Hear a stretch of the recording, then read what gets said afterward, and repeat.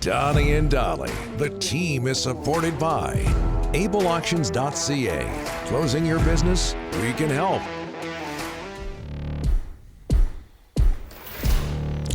All today's guests, including John Shannon, standing by back east, way back east in Halifax, if I'm not mistaken, are brought to you by the Vancouver Giants of the Western Hockey League. The Giants' home opener, Rick, is Friday, September 20th. It's against the Seattle Thunderbirds at 7 p.m. Season ticket packages are now on sale. Now, all season ticket packages now include access to Western Hockey League Live.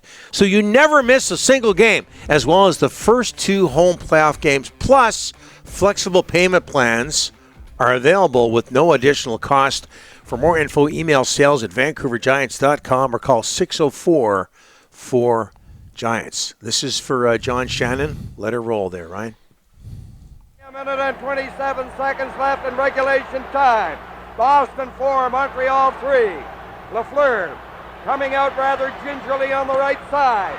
He gives it into Lemaire, back to Lafleur. Oh!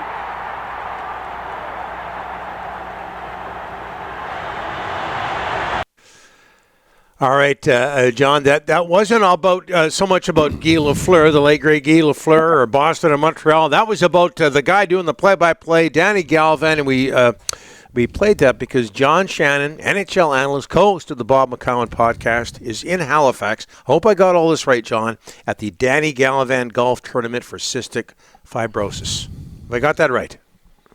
Bang on, Donnie, as usual. And it's funny, I don't think that when you consider Bob Cole came from Newfoundland and Danny Gallivan came from Antigonish, Nova Scotia, the two most storied play-by-play guys in the country, with all due respect to Foster and Bill, and of course Jimmy Robson.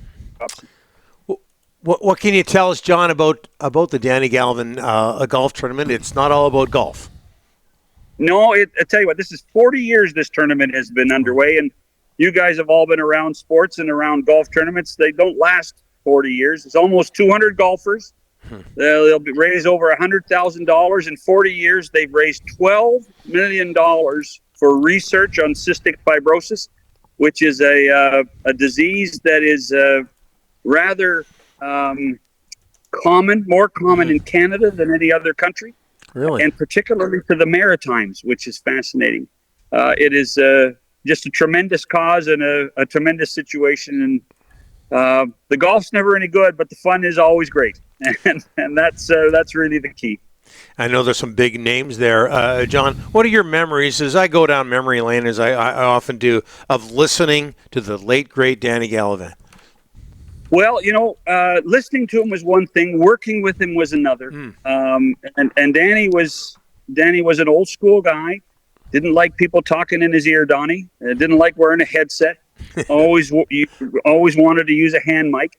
I mean, quite frankly, Dick Irvin got a job in this business because they needed somebody to handle the commercial cues and handle the throws and do the interviews. And Danny just wanted to do play-by-play.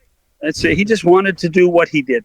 In this business that we have overdeveloped and created situations where too many meetings, too many plans. Danny just went to the booth, never came to a meeting once, did the play-by-play, and was probably in his car on the way home before we went off the air.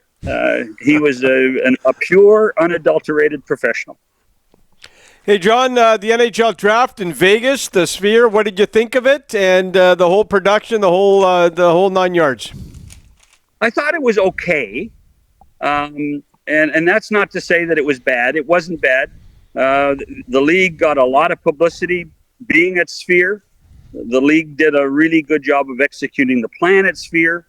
But in the end, and you guys know this about television, everything that happens behind the announcers, behind the players, is called background for a reason. It's background. The story of the draft should not be the Sphere. It should be Macklin Celebrini. Yeah. It should be Caden Lundqvist out of the Northwest. So that's where I got lost a little bit. Just a minute, guys. Hey, Glenn, hit for me. We're just here. We're here on the 15th, the par 3. Par 3. I'm gonna get Glenn to hit my ball because he's a better golfer than me. So. Thanks to Glenn. Thanks to Glenn. Yeah, it's the draft. Listen, drafts are drafts. They're hard to do, and I thought Sportsnet did a good job, and the league did a good job pulling it off. It wasn't too long, and there were some pretty good stories told. John, the Canucks got Louis DeBrusk's kid, Jake, on July 1st. We had Louis on yesterday. He's really pumped about the kid signing in Vancouver. What did you think of that signing? Well, under the circumstances of who they tried to get and couldn't get, they got a really good player. I want to describe Jake, who I've known for a long time. I think he could be called JT Miller Light. He's fast. He has great hands. If he plays with Pettersson as much as we expect he's going to play with Pettersson, then he's got a real chance to score 30 to 35 goals for this club. He's got good offensive skill. He's not afraid to go to the corners. He makes the team a little faster, which is a good thing. So from that perspective, I think it's a good deal. It's certainly a good deal for Jake, who, in my opinion, in the last 4 or 5 years in Boston was underappreciated. Maybe not by Jim Montgomery, but by Bruce Cassidy before him. And this gives Jake a good chance to be on the West Coast, closer to home, and really make a difference. And I think become a fan favorite in Vancouver. Miller Lite could catch on. Hey, John, before we let you go, advantages for NHL teams in no-tax states when it comes to free agents. Nashville, Florida, Tampa Bay, Seattle. A little bit. What is it? 4 of the last 5 Stanley Cup champions have come from Florida, no tax states. Yeah. But that's not giving Bill Zito very much credit. That's not giving Kelly McCrimmon very much credit. There are good hockey people in those cities that deserve credit for the way their teams have become champions. There's a lot of great hockey towns that may have taxes, but they generate a ton more revenue than, say, the Florida Panthers. Vancouver generates a ton more revenue. Toronto, Montreal, Edmonton generate a ton more revenue for the National Hockey League and for the players than teams with no tax situations, no state tax. They're still paying. Listen, they're still paying 40%, almost 40% in those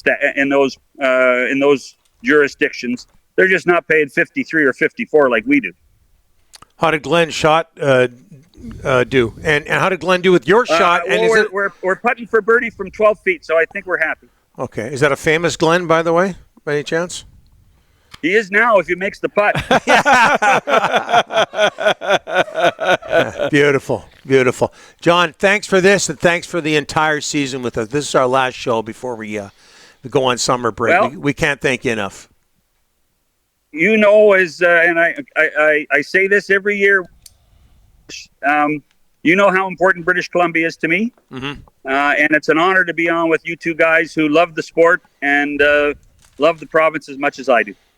And one more thing before I let you go. I know you had Nelson Millman on the show, your show back east. If you see him again, say hi to him for me. He's one of my favorite bosses of all time. But thanks for everything, John. I will do that. And to our American friends, happy birthday. Yes. Thanks, John. Appreciate it. Cheers.